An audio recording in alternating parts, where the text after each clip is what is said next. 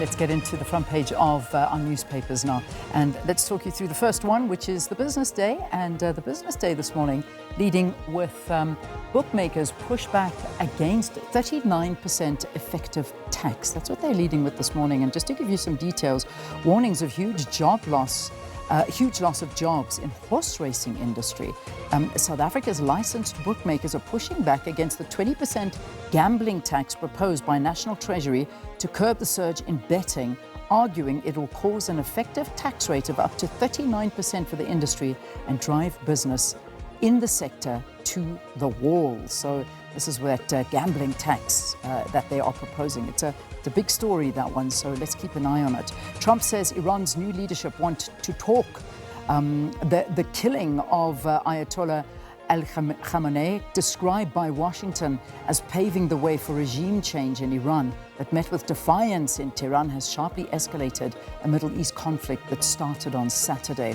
The picture there, Gulf cities hit as conflict widens rapidly. And then on the shares, Sasol shares surge as Middle East conflict spikes oil. I know I just saw it on our news stream there, oil up 10%, and illicit economy crackdown plan proposed. So that's just some of the stories on the front page of the Business Day. Let's have a look now at the Daily Dispatch, and this is abandoned infants and toddlers face losing home. And funding crunch threatens survival of respected Buffalo City Children's Center, the Guardians of Hope. And this is a big story they're looking at, and it's saying that they care for abandoned and critically ill infants, may have to hand more than 20 babies and toddlers over to the state care within weeks as a severe funding crisis threatens its survival. So yeah, that's the story they're taking on there. Mom relives grief after baby still not buried, nearly 2 years after death. And this is nearly 2 years after losing her newborn son at Frere Hospital. A Duncan Village mother has discovered that the baby she believed had been buried by the state was never laid to rest. So that's the story on the front page of the Daily Dispatch. And a photograph there, great performance. They say jazz trumpeter Tumi Peko performs on stage with Internet Ati not in the picture at a festival, a cultural festival that was held in East London. And then they've got Golden Gloves, plot delivers, crew says shot at glory. And then they're talking about a river swim inspires artists to explore environments. So there we go. That's just a few stories there. Let's have a look at the Witness now. South Africans grounded as Middle East skies shut down, and that is still the case this morning. It's thousands of South Africans have been affected by the Middle East conflict, with flights cancelled, holidays disrupted, and travelers stranded in the Gulf and parts of Europe as well. The airports affected, Dubai, Bahrain, Doha, Riyadh, they're thrown into chaos as airlines halted operations and departure boards went dark, creating the worst global travel disruption since the COVID-19 pandemic. Municipal pay hike ignites debate as local government crisis deepens.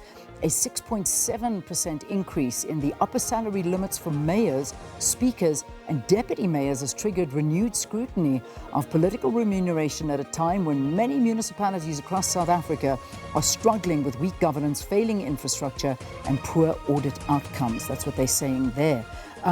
SA citizens urged to seek embassy support. This is still to that story as well of the Middle East. Tensions escalate across parts of the Middle East, and South African humanitarian organization Gift of the Givers and the Department of International Relations and Cooperation issued urgent appeals for South Africans in the region to seek immediate embassy support, warning that assistance may be constrained if violence intensifies further. So that's something that they are also focusing in on.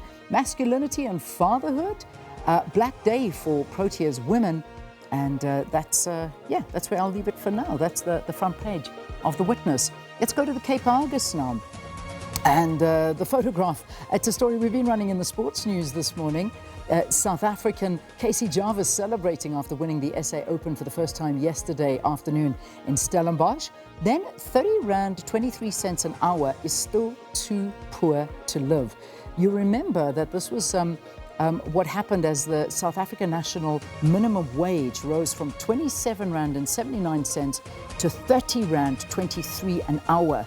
And political parties have criticized this increase, saying domestic workers continue to struggle to survive. So unions getting involved on that one. Film sector faces crisis amid DTIC delays. SA celebs caught in Dubai bombings, and along with many others as well. You know, there's a lot of people that are stuck in Dubai at the moment. Stellenbosch implements level 2 water restrictions. Piketberg couple ties the knot after 40 years. An Interpol fugitive working as personal trainer arrested. And then finally, there's the Sowetan as well. Sowetan, 100 detainees on the run is what they are leading with there.